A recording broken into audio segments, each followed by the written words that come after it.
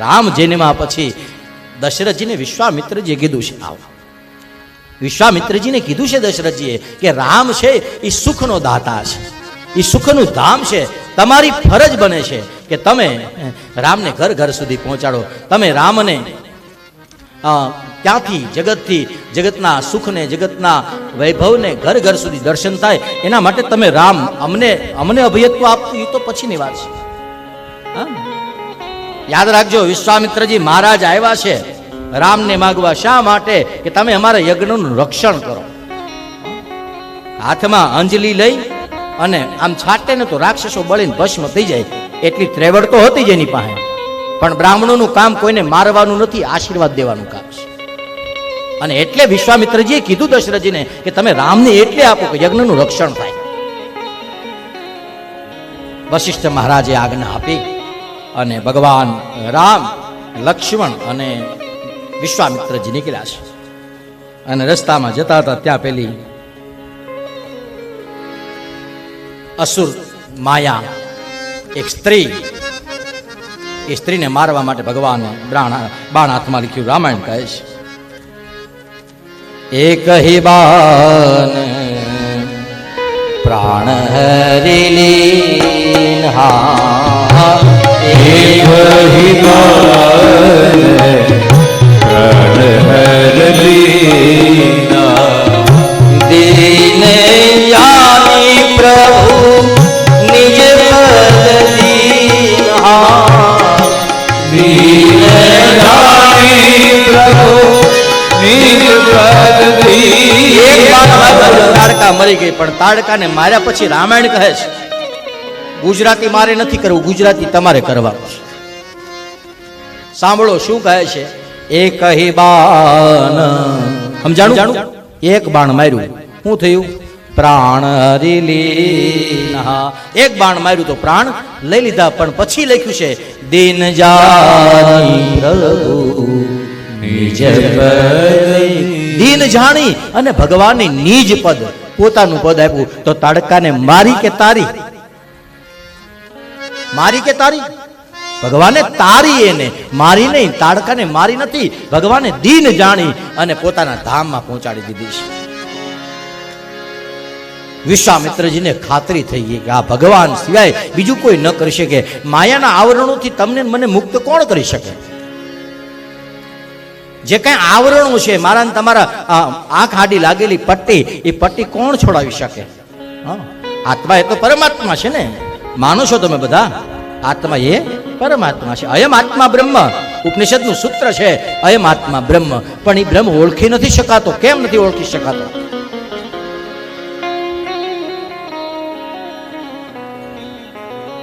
ફાનસ હોય, ફાનસ, એ ફાનસને તમે પેટાવો, આખી રાત ફાનસ જગે, પણ જેમ જેમ અંધારું વધતું જાય તેમ તેમ મશ જામતી જાય, પ્રકાશ ઓછો થાય અને સવાર પડે એટલે આખો ફાનસનો ફોટો કાળો મશ થઈ જાય. અને પછી વળતા દિવસે એ ફાનસના ફોટામાંથી પ્રકાશ જોતો હોય તો શું કરવું પડે? એ ફોટો સાફ કરવો પડે. દીવો તો હતો જ, જગતો જ તો, પણ મશ આવી ગઈ આડી તો પ્રકાશથી માણસ આગો થઈ ગયો, દેખાતો બંધ થઈ ગયો. એમ મારું તમારું શરીર એ ફાનસનો ફોટો છે, આત્મા એ પરમાત્માનું પ્રતીક છે. આ ફોટાને કામ, ક્રોધ, લોભ, મદ, મોહ, ઈર્ષ્યાના મશ આંજણ આડા આવી ગયા અને એને સાફ કરવું હોય તો બીજું કાંઈ નહીં કરવાનું. ચાલો ને જાય સત સંગમાં, સત્સંગ મોટું ધામ છે, સત્સંગ મોટું ધામ છે, સત્સંગમાં ધીર જાય, સૌને જય શ્રી કૃષ્ણ કહેવાય, સૌને જય શ્રી કૃષ્ણ. સત્સંગ એક જ એવી વસ્તુ છે કે જે માણસના જીવનની અંદર રહેલી, પછી આપણે સ્વીકારીએ ન સ્વીકારીએ એ તો પછીની વાત છે, પણ જેટલી ઘડી સત્સંગમાં બેસીએ એટલી ઘડી વૈરાગ લાગે ખરા. હા, જેટલી ઘડી સત્સંગમાં હું જોઉં છું, આટલી ઘડી બેઠા કોઈ આમ આડાવડું કંઈ થતું નથી. કેમ? સત્સંગથી માણસને પરમ સુખની પ્રાપ્તિ થાય. કારણ કે આ સત્સંગ ફરી એક વખત મહારાષ્ટ્રની આરતી છે, આરતી કહે ગ્રંથ ના આવે ગોવિંદ. આ ગ્રંથ નથી, ભગવાન ગોવિંદ છે. ગયા વિશ્વામિત્રજી મહારાજે રામની ખૂબ પ્રશંસા કરી, રામની લીલાને ખૂબ વખાણી, અને એવામાં રામ જ્યાં વિશ્વામિત્રજીના આશ્રમમાં રહે છે ત્યાં જનકપુરના રાજા જનકને ઘેરે સીતા સ્વયંવર છે, અને સીતા સ્વયંવરની કંકોત્રી આવી છે. રામ અને લક્ષ્મણજી બંને કહે છે કે અમે રાજના પૂરો છીએ, અમે તમારી સાથે ન આવીએ. અમને કંકોત્રી, હકીકત અયોધ્યામાં કંકોત્રી નહોતી લખી. તો જનકને અયોધ્યા વાળાને કઈ વાંધો હશે, જનકપુરને વેર હશે, એવું કઈ નહોતું. પણ અયોધ્યાનો વૈભવ, જનકપુરનો વૈભવ બહુ સરખા છે, સુખ સરખું છે, પણ પવિત્રતા મર્યાદાની વાત આવે એમાં અયોધ્યા અદ્વિતીય છે. એવી કથા છે એક, કે એક વખત રાજા જનક શિકારે નીકળે છે. શિકાર કરવો એ ક્ષત્રિયોનો ધર્મ છે. એ પોતાનું પરાક્રમ દેખાડવા માટે ઘોડે ચડીને બધું કરતા હોય. એમાં એક વખત ભૂલથી એક ગાય રાજા જનકથી મરી ગઈ. ગાય મરી ગઈ ને જ્યાં ગાય મરી ગઈ જોયું તો એ જગ્યા હતી અયોધ્યાની હતી.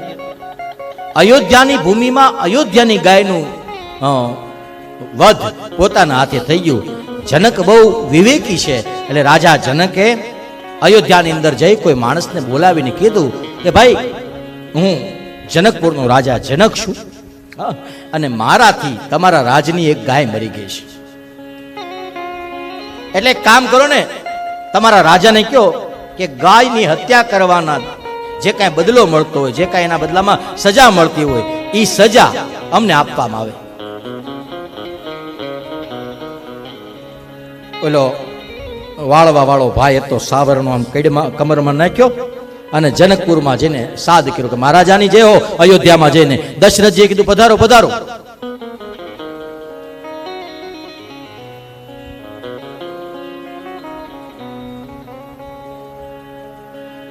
બોલો શું હતું? મહારાજા જનકપુરના રાજા એવા છે. આમ શેષ જાગળવી આવો. હા દાદા તમે બેસી જાઓ, હું કહી દઉં છું. હા શેષ જાગળવી આવો મારી. હા હજી આવો આગળ. શ્રી રામ જય રામ જય જય રામ, શ્રી રામ જય રામ જય જય રામ, શ્રી રામ જય રામ જય જય રામ, શ્રી રામ જય રામ જય જય રામ, શ્રી રામ જય રામ જય જય રામ, શ્રી રામ જય રામ જય જય રામ, શ્રી રામ જય રામ જય જય રામ, શ્રી રામ જય રામ જય જય હાથમાં સાવરણો લઈને આવેલા પેલા વાળવા વાળા એ રાજા દશરથને કીધું કે આપણા નગરની એક ગાયનું મૃત્યુ, એક ગાયને જનકપુરના રાજાએ જનકે ભૂલમાં મારી નાખી છે, અને એમ કહે છે કે જે સજા મળે એ મને મંજૂર છે. તો આપણે શું સજા દેવી છે? રાજાને સજા મંજૂર છે, શું સજા દેવી છે? એટલા માટે અયોધ્યાના રાજા દશરથજીએ કીધું સજા શું દેવાની હોય? શું કીધું? જા અને આમ સાવરણો કડમાંથી કાઢીને 3 વખત આમ ફેરવજે ને મારા હમ દેજે એટલે ગાય ઊભી થઈ જશે. જનકપુરના રાજા જનકજી ઉભા છે, મરી ગયેલી ગાય પડી છે. સાવરણો લઈને ગયેલો વ્યક્તિ, એ જે સાવરણો હતો એ ગાયને અડાડીને કીધું કે અમારી દુનિયામાં અમારા રાજા જેવો કે રાજા ન હોય તો ગાય જીવતી થઈ જાય. એમ કહીને 3 વખત ફેરવ્યો તો ગાય આળહ મળીને ઊભી થઈને થઈ ગઈ હાલતી મળી ચરવા. એ જનકરાજને યાદ રહી ગયું કે મરી ગયેલી ગાય રાજાના હમ દે અને આળહ મળીને ઊભી થઈ જતી હોય, આ સીતા સ્વયંવરમાં ક્યાંક ભૂલમાં ઓલો સાવરણી વાળો આવીને ઉપાડીને ન વયો જાય ને એટલે ઉતારો એને આમંત્રણ નહોતું આપ્યું. આનો શું ભરોસો? જેની સાવરણી કાઢવા વાળા આટલા પરાક્રમી હોય એ તો કંઈ પણ કરી શકે, એટલે એને નહોતી કંકોત્રી લખી. પણ છતાં વિશ્વામિત્રજી મહારાજ રાજા રામ અને લક્ષ્મણજીને કહે છે કે તમે બંને દશરથના દીકરા તરીકે ન આવો, તમે કોને તમે એક ગુરુના શિષ્ય તરીકે આવો. અને વિશ્વામિત્રજીના શિષ્ય તરીકે રામ અને લક્ષ્મણ અને ભગવાન વિશ્વામિત્રજી મહારાજ જનકપુર બાજુ ગમન કરે છે. રસ્તામાં જતા હતા અને ગૌતમ ઋષિનો આશ્રમ આવ્યો. સાવ સુમસામ આશ્રમ છે અને પથ્થર બનીને પડેલી અહલ્યા ત્યાં દેખાય. રામે પૂછ્યું, આવો આશ્રમ સરસ મજાનો કોઈ છે નહીં? રામ કહે છે કે આશ્રમ છે, પણ આશ્રમની અંદર સુંદરતા નથી, આશ્રમની અંદર સળવળાટ નથી, આશ્રમની અંદર ચેતના નથી. ઘર ગમે એટલું સારું હોય, પણ ઘરની અંદર રામનું મંદિર ન હોય, ઘરની અંદર મીઠી ભાષા ન હોય, આવકાર ન હોય, તો ગમે એવા રાજમહેલ હોય ને એ ભૂતના બંગલા જેવા લાગે. વિશ્વામિત્રજી કહે કે આ ગૌતમનો આશ્રમ છે અને અહલ્યા છે ને એ પથ્થર બનીને પડી છે. એ તમારા પગની રજ એને અડે એટલી રાહ જોવે છે. રામાયણમાં તુલસીદાસજી બહુ સરસ મજાની ચોપાઈ લખી છે. એ હે ભાંતિ સિધારી બાર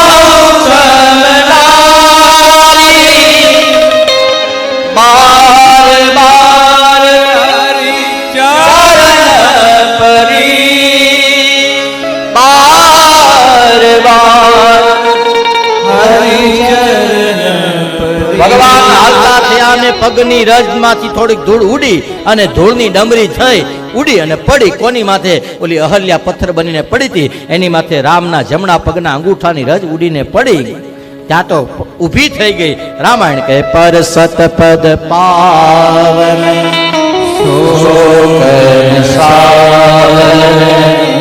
પ્રગટ ભઈ દેખત રઘુનાયક જન સુખદાયક સન્મુખ હોઈ કરે જોરે. જ્યાં રામના ચરણની રજ અહલ્યા પથ્થર બનીને પડી હતી. કેમ પથ્થર બનીને પડી હતી? તો ગૌતમ ઋષિનો હર્યો ભર્યો આશ્રમ હતો અને એક દિવસ ઇન્દ્રની નજર લાગી ગઈ અને અહલ્યા જેવું રૂપ, અહલ્યા એટલે રૂપ એટલે હજી સુધીના ભૂતોના ભવિષ્યથી બહુ રૂપાળી, કારણ કે ચરિત્રનું દર્શન હતું. હા, તેના સ્વરૂપમાં સંસ્કાર મર્યાદાનું દર્શન હતું. એટલે ઇન્દ્રને બહુ ગમી ગઈ અને એક દિવસ અડધી રાતનું અંધારું અને ઇન્દ્ર કુકડો બનીને આવ્યો અને રાત્રે 12, 1, 2 વાગ્યા હશે ને કુકડે કૂક કર્યું. ગૌતમ ઋષિ જાગી ગયા. કરે રાતનું સવાર પડી ગયું, મને ખબર ન પડી, સંધ્યાનો સમય થઈ ગયો અને હાથમાં સંધ્યાના વાસણ લઈને નદીના કિનારે ગયા. અને પાછળથી પેલા ઇન્દ્રએ ગૌતમનું રૂપ લીધું અને અંદર સળવળાટ કરતો અંદર ગયો. અંદર ગયા, આ બાજુ ગૌતમ ગયા નદીના કિનારે અને જ્યાં અંધારું જોયું ત્યાં અડધી રાતે જે વહેલા ઉઠતા હોય એને ખબર પડે. હા, અંધારું તો અડધી રાતે હોય, 12 વાગ્યે હોય અને શિયાળામાં સવારે 7 વાગ્યે હોય. પણ એ અંધારામાં જે વહેલા ઉઠતા હોય એને ખબર પડી જાય કે શિયાળાના વહેલું અંધારું છે ને કે ઉનાળાની અડધ રાતનું અંધારું છે. ગૌતમે અંધારું જોયું અને ખબર પડી આ તો અડધી રાત છે. અને જ્યાં પછવાડ પાછા વળ્યા અને ત્યાં પોતાની ઝૂંપડીમાં પ્રકાશ જોયો, અવાજ જોયો અને રાડ પાડી, કોણ છે મારી ઝૂંપડીમાં? અને જ્યાં ગૌતમનો અવાજ સાંભળ્યો અને ઇન્દ્રને તો બ્રાહ્મણોના શ્રાપની, બ્રાહ્મણોના સ્વભાવની ખબર હતી. ઇન્દ્ર તો ભાગી ગયો, પગે લાગીને હાલતો થયો, ક્ષમા કરજો એમ કહીને. પણ ભગવાન ગૌતમ જ્યાં અંદર પ્રવેશ કરે, અહલ્યા પગે લાગી. અહલ્યાએ કીધું કે મારી ભૂલ થઈ ગઈ હો, મને ખબર નહોતી, તમારી જેવું રૂપ લઈને આવ્યો ને એટલે મેં એને આવવા દીધો. ગૌતમ કહે છે કે સ્ત્રી કોને કહેવાય? હા, પત્ની કોને કહેવાય? કીધું પતિના ધબકારાની જેને અનુભૂતિ થાય ને, પત્ની એટલે તો હસજો હતો તમારે કે હોર્ન વાગે ને ટીટ વાગે ત્યાં પત્નીને ખબર પડી જાય કે આ આપણા વાળાએ ટીટ કર્યું એમ. આ શક્તિ આપી છે સ્ત્રીને. હા, આમ ડેલી તો દરરોજ ગમે આવી ખખડાવતા હોય, પણ અમુક વખતે ડેલી ખખડે એટલે ખબર પડી જાય કે આ ઈ જ આવ્યા છે, આ એને જ ડેલી ખોલી છે. આ અનુભૂતિ, આ સંસ્કાર, આ શક્તિ ઈશ્વરે સ્ત્રીને આપી છે. તને ઈ ખબર ન પડી, પણ છતાં તને ખબર નથી પડી. ખબર કોને ન પડે? પથ્થર જેવા હોય એને ન પડે. જા પથ્થર થઈને પડી જા. અને આમ પણ જે સ્ત્રીને, જે પત્નીને એનો પતિ બોલાવે નહીં, ચલાવે નહીં, હામું જોવે નહીં, દાંત કાઢે નહીં, એ પત્નીને કદાચ એની ભેગી રહેતી હોય તો એ પથ્થર જ થઈને રહે. હા, જે પત્નીનો એનો પતિ છોડી દે, તર છોડી દે, પછી એ પથ્થર એટલે એ તો પ્રતીક છે, રૂપક છે. હા, પણ જે પત્નીને પતિનો પ્રેમ મળતો બંધ થઈ જાય એનું જીવન પથ્થર જેવું થઈ જાય. એને લાગણી પ્રેમ એવું કાંઈ હોતું નથી. અહલ્યાને એ થયું આટલી પથ્થરે બનીને પડી છે, પણ આશીર્વાદ આપ્યા. બહુ પ્રાર્થના કરી કે મેં આખી જિંદગી તમારા રોટલા કર્યા, તમારા સંધ્યાના વાસણ સાફ કર્યા, બધી સેવા કરી, અને એક નાની અમથી ભૂલ મારી સહન નથી તમારાથી, મારો કાંઈ અપરાધ. અને ત્યારે પસ્તાવો થયો પતિને કે આને મને કેટલો પ્રેમ આપ્યો, મા બાપ છોડી આવી, પરિવાર બધું મૂકીને મારી સાથે મારા આશ્રમમાં કોઈ વૈભવ કે સુખની ઈચ્છા વિના રહીશ. હા, તો કાંઈ સુખની ઈચ્છા વિના રહી. એની એક નાની એમથી ભૂલ, અને એમાંય ભૂલ એની થોડી, રૂપ ઓલાએ બદલ્યું, આમાં આની ભૂલ થઈ ગઈ. એટલે મારેથી અપરાધ થઈ, મારાથી શ્રાપ દેવાઈ ગયો. પણ પછી આશીર્વાદ આપ્યો કે કાંઈ વાંધો નહીં અહલ્યા, તારી સેવાનું ફળ હું તને આપું છું. તારા અપરાધની સજા આપી દીધી, એ ઋષિ ધર્મ હતો, પણ તારી સેવાનું ફળ મારે તને કંઈક રિટર્ન ગિફ્ટ દેવી જોઈએ. અને હવે હું તને ભેટ આપું છું, હું તને ઉપહાર આપું છું. તે મારી સેવા કરી એનું પરિણામ, એનું વળતર તને આપું છું કે હલ્યા, તને રામના ચરણની રજ મળશે. એટલે ઈ પર સતપદ પાવન શોકન સાવન પ્રગટ ભઈ ઊભી થઈને પગે લાગી. અને પગે લાગીને પેલા રામને કઈ નથી કીધું, પણ પોતાના પતિને યાદ કર્યું છે. અને ગૌતમને કહે છે, મુનિ શ્રાપ જો દીન અતિ બાલકીના પરમ અનુગ્રહ में माना देखे उभरी लोचन हरिभव मोचन यही लाभ शंकर અને આવું સુખ તો કોને નો ગમે, જો યતિ મન ભાવ વો સુખ પા. આ તો મન ભાવતું કહેવાય ને. આ દુનિયાનો પતિ રાજી થાય તો પત્નીને મંગળસૂત્ર લઈ દે, એક વખત ફરવા લઈ જાય, 2 જોડી કપડા લઈ દે. આ દુનિયામાં અહલ્યાએ કીધું કે મને જે પતિ મળ્યો એવો એકોયને ન મળ્યો. કેમ? કીધું મારા વરે મને રામના દર્શનનું ફળ આપ્યું. આ દુનિયામાં એવો પતિ કોને મળ્યો કે જેને એના પતિ એવું કીધું કે તને રામ મળશે. અને એટલા માટે આ તમારી અંદર રહેલી આ બધી ગુપ્ત વાતો છે. હા, આ દુનિયાની બહેનોને તમે આમ ફિલ્મ જોવા લઈ જાઓ ને તો એટલો બધો હરખ ન થાય, પણ એનો હાથ પકડીને તમે એના મંદિરના પગથિયે ચડાવો ને તો એને બહુ હરખ થાય. કેમ? કીધું એના મનની ઈચ્છા છે, એના અરમાન છે, એના અંતરની એવી ઈચ્છાઓ છે કે મારી પૂજા, મારી સાથે મંદિર આવે, મારી સાથે દેવ દર્શન કરે, મારી સાથે જાત્રા કરે. આ બધી ઈચ્છાઓ હોય. અને એ ઈચ્છા અહલ્યાની પૂર્ણ થઈ કે મારો પતિ મને જે મળ્યું એવું આ દુનિયામાં કોઈને નથી મળ્યું. અને એટલા માટે રામના ચરણની રજ, પગ નથી અડ્યા, ચરણની રજ અડી છે. અને ચરણ એટલે બીજું કાંઈ નહીં, આચરણ એટલે કે ચરિત્ર. અને ચરિત્ર જેનું ઉજળું હોય એ જેને સ્પર્શે, જેને અડે, જેની પાસે જાય એની અનુભૂતિ. એક તો સીધી વસ્તુ છે. તમે જેવા વાતાવરણમાંથી રાતે મંદિરે થઈ ગયા, ઘરે ગયા હોય એટલે સત્સંગની વાતો જ યાદ હોય, અને બીજે ત્રીજે થી ગયા હોય ત્યાં જે વાતો કરી એ જ યાદ હોય. અને એ બેમાં ફેર કેટલો હોય કોઈ ન ખબર હોય એવું ન હોય પાછું. પણ કાનને ગમે શું ધૂન છે ને, હંસલો હરિભજન હંસલો હરિભજન આળસુ છે. આળસુ એનું કારણ છે મારા તમારા જે પાપ દુષ્કૃત્ય પૂર્વનું કોઈ સંચિત છે એ મંદિરે જતા રોકે છે. એ અહલ્યાને ભગવાન પોતાનું ધામ આપી અને ત્યાંથી આગળ ગયા છે. જનકપુરની અંદર ગયેલા રામ, લક્ષ્મણ અને વિશ્વામિત્રજી મહારાજનું જનક મહારાજ સ્વાગત કરે છે. બેને જોઈને જનક મહારાજે રાજી થયા છે.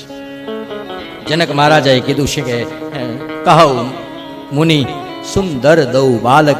આ બે કોણ છે? કારણ કે વેશભૂષા પલટે, સ્વરૂપ ફેરવી શકાય છે, ચરિત્ર ફેરવી શકાતું નથી. હાલ ચાલ એ માણસના. અને સંસ્કૃત કહે છે આકૃતિ ગુણાનુવાદ કથયતે. મારા તમારા ચહેરો આકૃતિ છે, એ જ મારા તમારા ગુણ કહે છે.